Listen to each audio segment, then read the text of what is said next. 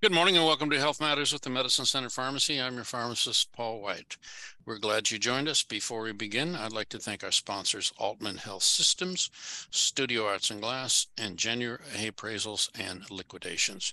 And they're having a tag sale this weekend.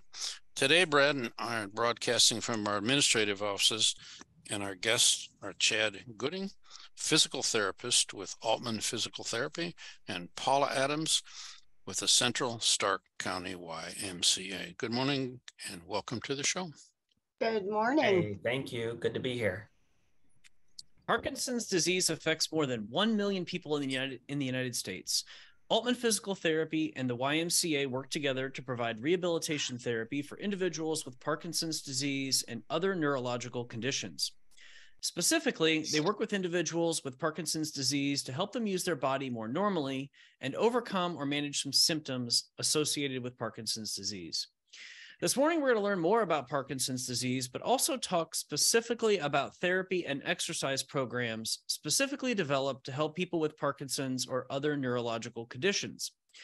We'd like to remind our listeners today that our program is also available on our podcast. Just look for Health Matters with the Medicine Center Pharmacy in your favorite podcast app, and please subscribe. Chad, welcome back to the show. Please introduce yourself and tell our listeners a little bit about yourself, your background training, and the work you do at Aultman Physical Therapy. Hey, thanks, Paul. It's good to be back. I think this is my third or fourth time on this show. Okay. I've enjoyed it each time I've been on. You guys do an awesome job. I'm a physical therapist, obviously. I'm located at Aultman Tusk Therapy, so I'm right across the street from the main hospital. My practice is primarily focused on treating folks with vestibular problems would cause dizziness, and also Parkinson's. And I'm LSVT Big certified, which is obviously what we're going to talk about today. And I've been in practice for 23 years. So yeah, I'm excited to be on the show and look forward to talking about Parkinson's today. Okay. And what about you, Paula? Welcome to the show. Hi there. I am the Health and Wellness Director here at the Louisville area YMCA. I've been with the Y for around 10 or 11 years. I'm a graduate of Walsh University, and I'm a personal trainer and fitness nutrition specialist through the American Council on Exercise. And just recently got my certification through the American Parkinson's Disease Association to teach group exercise classes. At the Louisville YMCA, I am in charge of and lead the teams of group exercise, which would include the Parkinson's classes, personal training, and our wellness center. So happy to be here and talk about such an important subject today. So what is Parkinson's disease? So Parkinson's disease is a progressive neurodegenerative disorder that it affects the dopamine producing neurons in the brain. These neurons are in an area of the brain called the substantia nigra.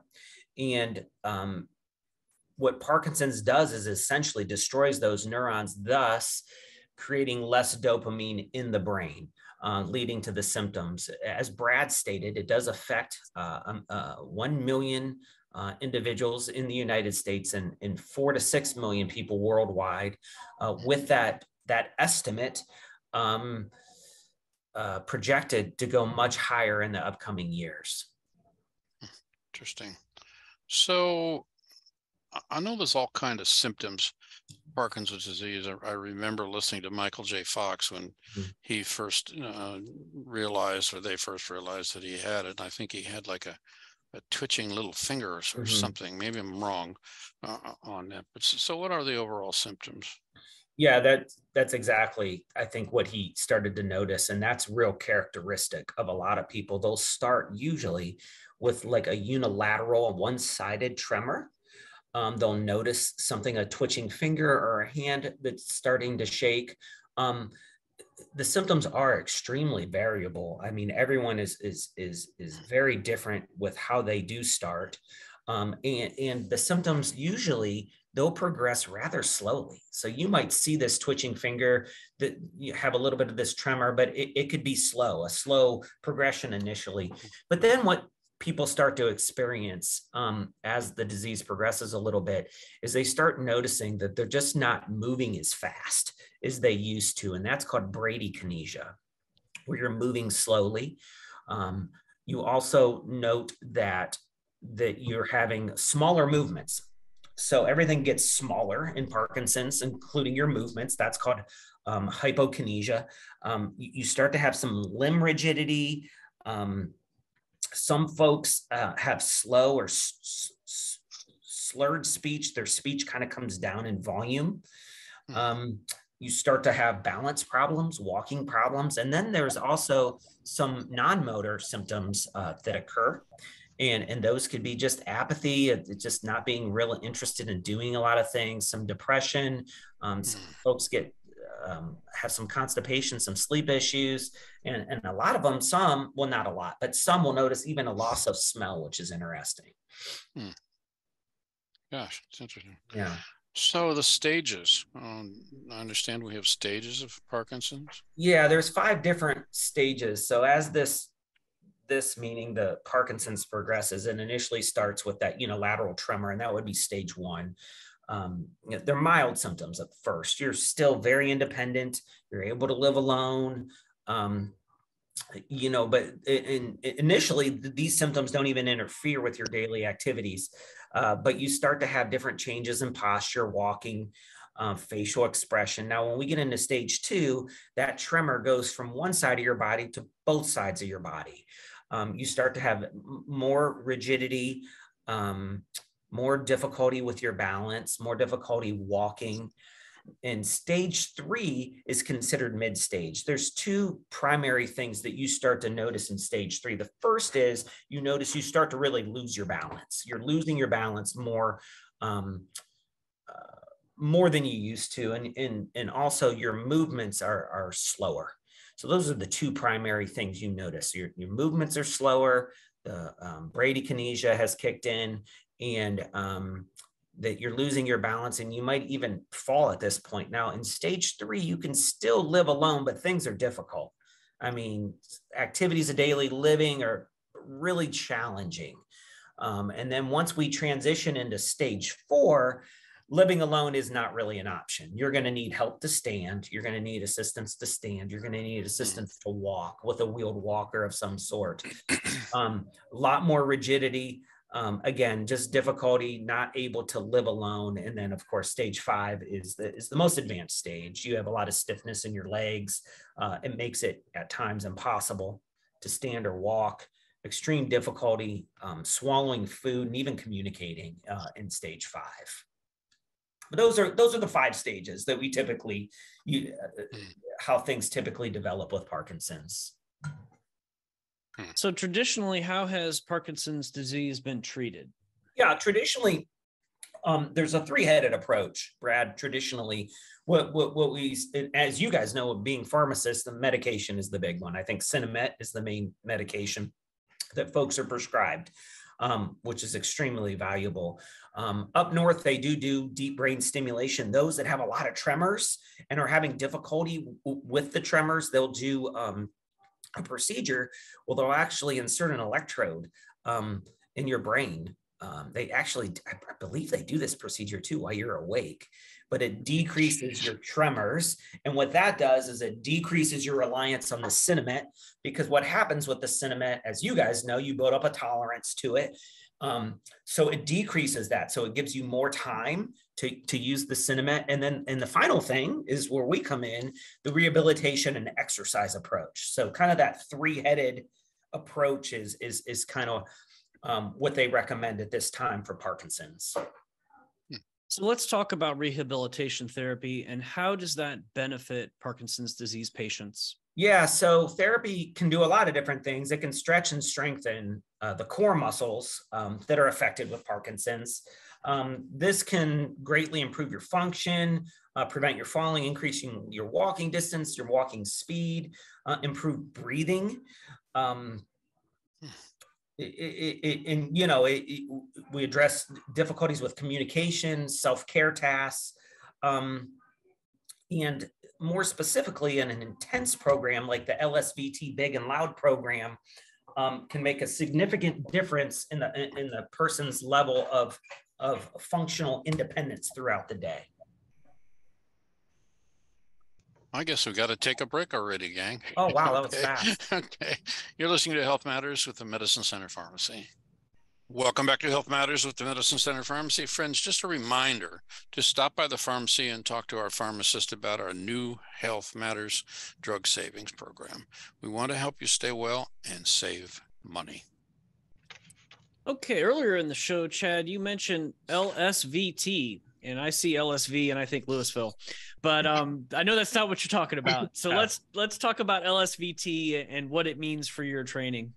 Yeah, so what LSVT is, there's two parts to LSVT. There's the LSVT Big program, which is physical therapy program, which is me, and then there's also LSVT Loud, and that's a speech program that helps people talk louder. And these are very specific programs for those with Parkinson's. And also other neurological conditions with folks with movement disorders, but specifically with Parkinson's. And they focus on two primary things, and this is how they're different from traditional physical therapy. And I will say a side note, traditional physical therapy has always been kind of with Parkinson's, very reactive. So somebody falls, gets hurt, and they have Parkinson's, they come to physical therapy, we work on their balance. This is more of a proactive approach. So remember we talked about the 5 stages of Parkinson's. The earlier in that cycle we can get folks in doing this program, the better. But it focuses on two primary things. One, amplitude. What I'm speaking of is moving bigger. So focusing on the size of the movement. That's the first way. It's a little different. In the second, we do that with a lot of intensity. So making big movements with high intensity. So it's provided, like I said, by physical, occupational, of course, speech therapists. The program has been developed and ongoing. It's not a new program. It's been around for 25 years. And the way it started was LSVT stands for Lee Silverman Voice Training. There was a woman in Tucson, Arizona. Her name was Lee Silverman. She had an advanced stage in Parkinson's, probably stage 4 or stage 5. She was unable to communicate with her family, and all her family really wanted was that ability to hear her talk. And because she would try to communicate, they just couldn't understand her. So there were 2 speech therapists that developed a program to get her to speak louder, which is where LSVT Loud came from. And then Big then kind of was a branch off of that particular tree and got going. But it's been a very much a study program, research-backed program. And what it shows is that by using big movements and moving with a lot of intensity, that pushes what we call neuroplasticity, or new neuroconnections in the brain that helps slow this thing down a little bit, slow the Parkinson's down a little bit. It's performed 4 times a week for 4 weeks. So 16 visits, they're about an hour each time you come in. Well, what makes cell LSVT unique? Yeah. So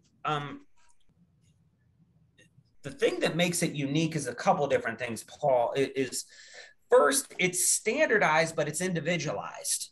And let me explain that. Is when you come in for a session, the session, like I stated, is about an hour long. And the first half hour of that, you do very standard 8 maximum daily exercises. That's very standard. But the second part of the program, it's very individualized in the sense that we come up with 5 functional tasks that you're having difficulty with at home, whether that be turning, stepping up on a curb, getting into your house, getting out of a chair. We tailor that to the individual, whatever they're having difficulty with. So I think that's the first thing that makes it unique. The second thing that makes it unique is the fact that you're focusing just on the size of the movement, and that's called amplitude. And you're doing that so the person gets recalibrated, meaning when they first start moving really big, it's going to feel awkward to them. You know, with Parkinson's, everything gets smaller, their steps get smaller, but when they're able to actually focus on the size of the movement and it doesn't feel as big anymore, that's called calibration or recalibration. They can start moving not only with a more normal gait pattern, but with increased speed, increased accuracy, and they have less falls. So that's kind of the uniqueness of it, if that answers your question. You mentioned exercise. Where can someone with Parkinson's safely exercise? Well, the Central Stark County YMCA, we offer a exercise class specifically for people with Parkinson's and other neurological disorders. The class is free, it's open to the community, and you do not need a membership. So what do we do, I mean, in that exercise program? Is it the same for everybody, or is it different? No, it's the same class, but we begin the class with a voice warm-up, and we do varying tempos. Going back to Chad's reference to LSVT, we try to continue that with our partnership with Aultman through our continuum of care.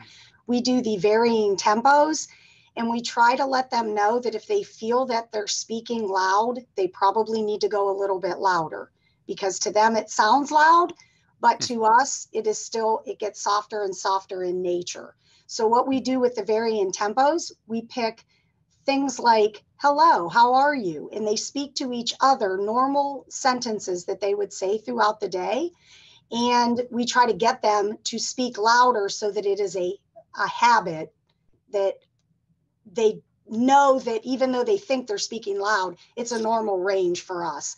Then we begin doing marching, torso twists, arm swings. We almost always cover neck warm up. That's very important with Parkinson's.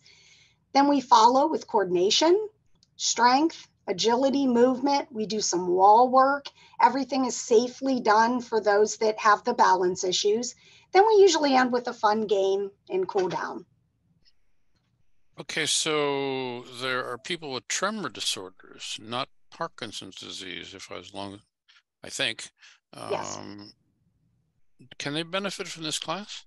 Absolutely. Most of our classes are made up of Parkinson's patients, but we also have other disorders that experience tremors. We have Huntington's, MS, stroke, traumatic brain injuries. We always incorporate some form of strength training, which will help with tremors, as well as balance and coordination exercises. And those types of exercises can help with any neurological or tremor disorder. I'm not really sure about this question. What does a class consist of as it pertains to Parkinson's? I kind of covered that with the voice warm up, and then we go to the body warm up, and then we do strength. What I didn't mention previously, though, we also try to incorporate some form of brain exercise. With Parkinson's, they sometimes experience that brain fog, and it kind of helps them concentrate, and it does help with the dizziness and lightheadedness that is associated with Parkinson's. It will help them also. We incorporate that almost every class as well. I believe you mentioned neck exercises. Yes. Yes? Yes. What's the relation there with the Parkinson? Well, do you want to go over, Chad, the neck, why we would warm up the neck? Yeah, in Parkinson's, we don't do that. We don't really do that in LSVT big. It's more of a amplitude based focus, but I think, you know, you get rigid in your trunk muscles, right? So with Parkinson's, so stretching those core muscles that's super important. So, you know, just to get you going, so that's going to get your head to move a little bit better. You're going to be able to turn your head, your body can then follow. So getting that stretched out initially, I could see how that would be very beneficial. Thank you. Yeah, sure. So a Parkinson individual, stage 3, 4, I don't know, their whole body begins to get rigid, or Yeah. I mean, you start, you have the tremors or whatnot. The rigidity is definitely a huge component. I mean, it's one of the main things that we see when folks come in, and that rigidity it is really amped up. Like you said, Paul, in stage 3, stage 4 goes to another level, and it causes folks to move slower, to take smaller steps. This leads to falling and all kinds of things. But yeah, that definitely, stretching those core muscles, as Paula stated, super important, getting that core stretched out. And I think, her program at the Y, I think that's one of the things that could be super beneficial to folks with Parkinson's. Okay, it is the bottom of the hour and time for the news. Thanks for joining us this morning on Health Matters with the Medicine Center Pharmacy. As our host just said, you're listening to Health Matters with the Medicine Center Pharmacy. I'm your host and pharmacist, Paul White. This morning, we're talking with Chad Gooding with Aultman Physical Therapy and Paula Adams with the Central Stark County YMCA.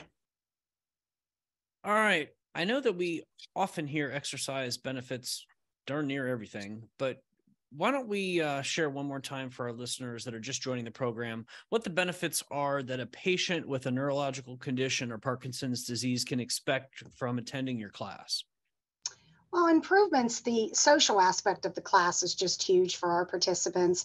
It gives them a true sense of community. And although we are either caregivers or we are professionals helping them, we honestly don't know exactly what they're going through. And when they walk into the class and they have people that they can chat about with similar issues, whether it's hallucinations or not being able to get out of bed in the morning or things that they're dealing with as far as Parkinson's, it just makes them feel like they're not alone, that someone else understands them. So it really is a community of friends.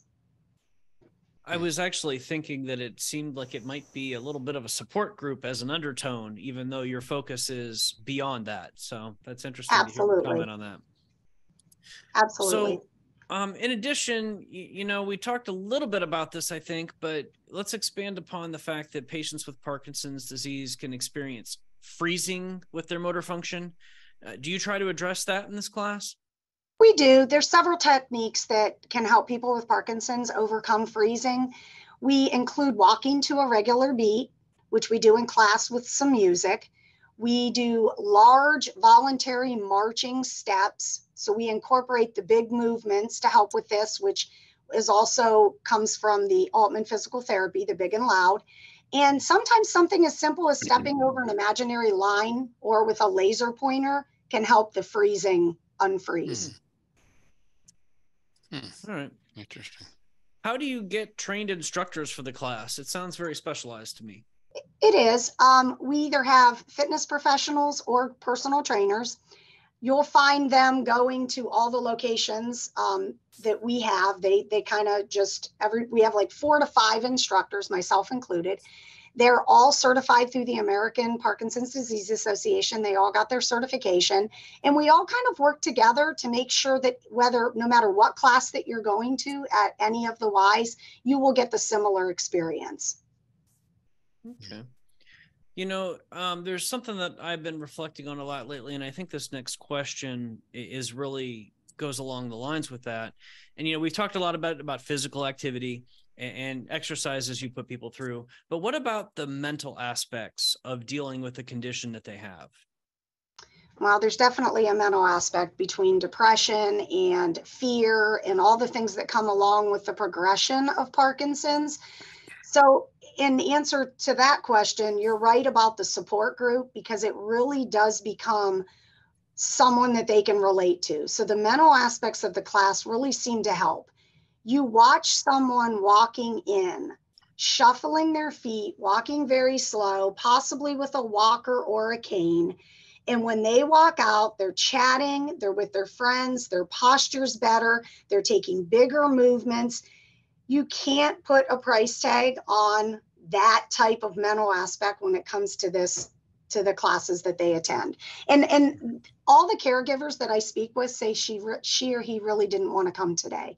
And then you see them in there and they have their drums. We do incorporate some drum fit and they're doing their drums and we're singing to music. And it's just amazing to see the transformation when they leave. Mm-hmm. Wow. So why does the YMCA, you already answered this question just there, but why does the YMCA see value in offering this important class at no cost? Well, it fits right into our mission statement. Our mission statement is 3 things: youth development, social responsibility, and healthy living. So it hits 2 out of the 3 of those: social responsibility and healthy living. And as I said before, to watch the transformation, I am personally, with my mother having Parkinson's, I am so genuinely blessed to be able to head this up at the Y.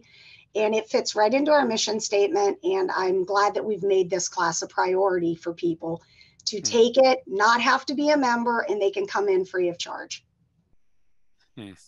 So how many locations offer the YMCA Parkinson's class? Currently, we have 4.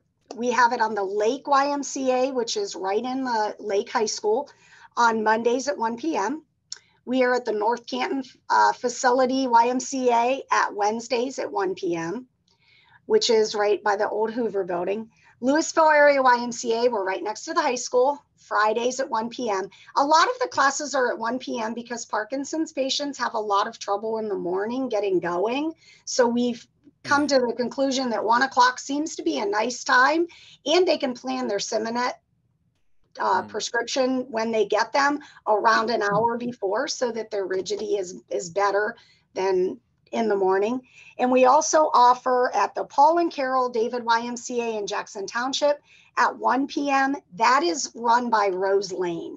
They come in and offer that free as well. That's Jackson Township. And we are adding a 4th class. Actually, that'd be our 5th class at the Shalmo YMCA, which is in Canal Fulton. It will be at 10:45 on Thursdays, beginning on May 11th, and Rose Lane Therapy is also doing that. Well, you guys have a lot going on. I guess, it's one of those things that I think I'm wondering, is it a problem getting a spot in the class? Is there still capacity? I guess I wonder, I'm thinking about people that probably have never heard of that today, and they'd like to know more on how to learn about it. So what are your modalities to get registered or get more information about when and where? I'm sure it's probably on your website. Do you want to share that, or a phone number? Sure. So as far as space, we're fine right now. And if we need to, we can always add a second instructor. We don't want to turn anyone away. It is free. So, and there's no registration.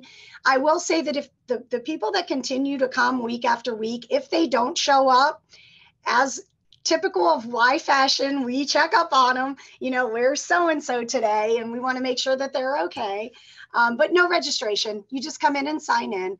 If anybody has any questions, they can check our website, but if you do not have internet capability, you can always call the Louisville Y and ask for me. I assume we'll give our contact information at the end, but if you get a hold of the Louisville area YMCA and ask for Paula, I can give information, and it will also be on our website. We've talked about the medication treatment, but I know that there are surgical techniques and some other things along that line. Is that an area where you guys can talk about a little bit? I know they do a deep brain stimulation. They do deep brain stimulation, and that's for folks that are, where their tremors are really bad, and it decreases their reliance on the Cinemet. And I think they do those procedures up north. I think, the hospitals up north do those. And I have had patients that have gone through that and have been very happy. Actually, I've never had a patient that has gone through that and not been happy that they've had that done. But all of them that have had it done have expressed to me that their tremors were just horrific. Like their tremors were just out of control. They needed something to help with these tremors. So I think, they inserted the electrode into their brain, and it really has been life-changing for those folks. And then the secondary benefit would be then they're not using as much Cinemet, and they have, more upside or more time with that particular drug. But that's kind of been my personal experience with deep brain stimulation. Yeah. So the electrodes in the brain, is that stimulated with a device or? Yeah, Paul, I'm I'm thinking about like a garage door opener button or something like that, you know? Right. I don't think so. I'm certainly not an expert in it. I just think, I don't know. I think it's some type of electrode that they'll put in. I don't know exactly like the pathophysiology, exactly how it works, to be honest with you, but I know people have had great success with it. Well, I can remember hearing all this stuff about Michael J. Fox and all the stuff he did, and the meds and I think he actually did the neurological, Hey, since we're talking about Michael J. Fox real quick, this is really cool because, he has that foundation, the Michael J. Fox Foundation, which, funds all this research. But on April 13th, just a couple weeks ago, there was a groundbreaking study from his foundation that was published in the Lancet Neurology journal. And what they found is they actually found a biomarker. They're calling it for Parkinson's, the Parkinson's protein. And this is important for a lot of different reasons, but the main thing is what they're finding. Now, I'm going to probably butcher the name of this protein, but it's alpha synuclein, I think. And what they found is they took some spinal fluid from folks and they found that this protein misfolds and then it clumps. So with those with Parkinson's, like 93% of people that have Parkinson's, they have this clump protein in their spinal fluid. And that biomarker, being that they now think they'll be able to have a blood test or a nose swab test where they can identify the clumps of that biomarker, and they can, diagnose folks before they even have symptoms, which is really cool because by the time folks have symptoms, 75% of the neurons in their brain that produces dopamine are already destroyed. So you're working to preserve the other 25%. So if you can get these folks before they even start having symptoms, then you can start tailoring treatment. And I mean, it's a really big deal. This is a really, really groundbreaking thing that I think what we'll see is hopefully in the future, just a lot of more groundbreaking treatments for Parkinson's as a result of this biomarker study. Interesting. Yeah, super positive way to kind of, I know we're on the tail end of the program, but kind of come to the end of this thing. Yeah. Interesting. Final break is here. You listen to Health Matters with the Medicine Center Pharmacy. Welcome back to Health Matters with the Medicine Center Pharmacy. I am pharmacist Paul White. Thanks for joining us. Let's get back to the last segment of the show. All right, Chad, we talked about where you can access the YMCA Parkinson's class. Chad, let's talk about where someone can receive the LSVT therapy services.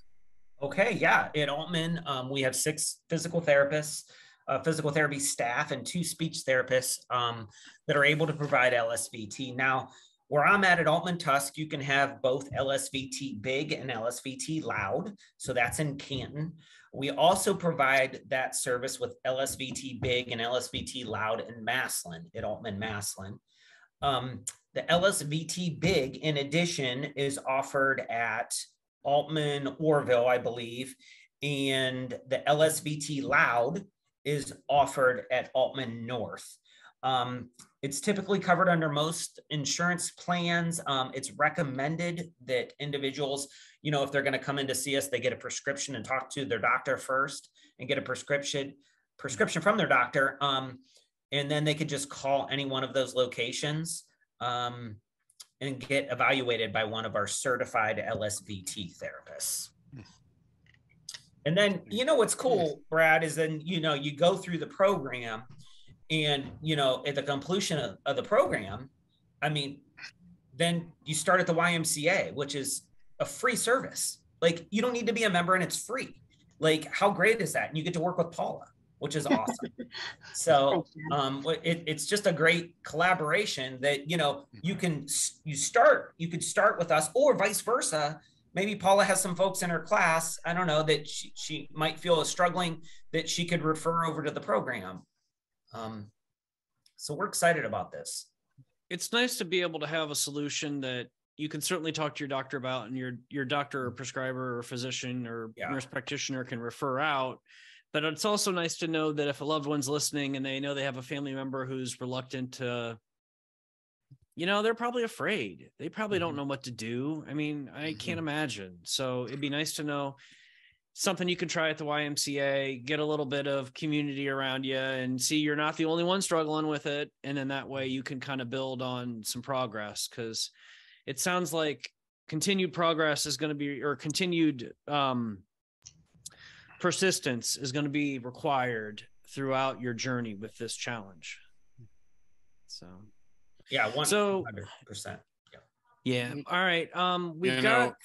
Go ahead. We've got some time left. I just didn't know if you guys wanted to both list your phone numbers or websites. Just, you've mentioned your facility names and all, but sometimes it's nice to have phone numbers and websites to go with the narrative, especially when we post all this on our blog, so that people can reference all of this if it was, if you didn't join us at the beginning of the program. One more thing. I know that things must come across your desks about research. You mentioned a Lancet research article or something. And anything else currently under consideration that looks really positive? I mean, I've been around a long time as a pharmacist, and I remember when Cinemet came out and some of the others, and that was just a terrific, advancement in treatment of Parkinson individuals. But what's the scoop? Anything coming to? Yeah, it's a good question, Paul. And the biggest thing is the biomarker study that came out. I guess the next step in that is, from what I'm reading, is that to develop the test to be used in a nasal swab, and then to start tailoring treatment to folks that are testing positive with that biomarker when those biomarkers clump. And that would be the next thing. Then I think what we'll see is tailored treatments toward that, where you can preserve those neurons in the brain that produce dopamine. And then you have less reliance on the Cinemet before we even get there. So it's hard to, for me, this is really they use the word groundbreaking a lot. And I think that's probably overused, but in my opinion, I think this is one of those groundbreaking things that they found. I mean, when a neurologist, typically it's a neurologist that diagnose folks with Parkinson's, I mean, they're going primarily on symptoms. The symptoms, there's really no objective tests at this time until the person passes, where they can actually say that this person had Parkinson's. I mean, they're going on their subjective symptoms, family history, but with this also provides an objective test to say, yes, you do have Parkinson's, or you have a very high probability of Parkinson's. Let's start on this treatment. So for me, this is a groundbreaking, big deal. And it's part of, there's an initiative, it's called the Parkinson's Progression Markers Initiative. And they've been looking for this for a while.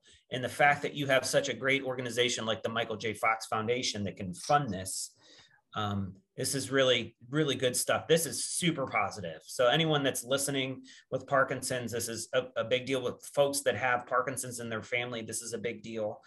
So yeah, that's the big thing that I've been reading that's come across my desk here recently.